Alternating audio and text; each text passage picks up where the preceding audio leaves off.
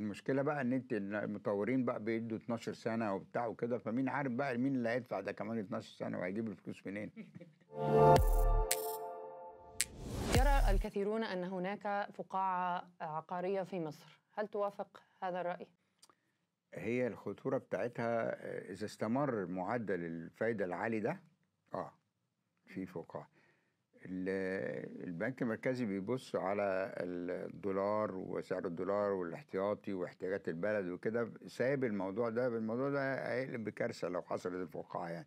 لأن النهارده أنت بتتكلمي على فايدة 30% بيدفعها المستهلك، فأسعار العقارات بتعلى قوي قوي قوي، فيعني طبعا في مخاطرة يعني. في مخاطرة لحدوث لكن هذا. الناس ما زالت في مصر شايفة إن ده استثمار آمن. نعم. المشكلة بقى إن المطورين بقى بيدّوا 12 سنة وبتاع وكده، فمين عارف بقى مين اللي هيدفع ده كمان 12 سنة وهيجيب الفلوس منين؟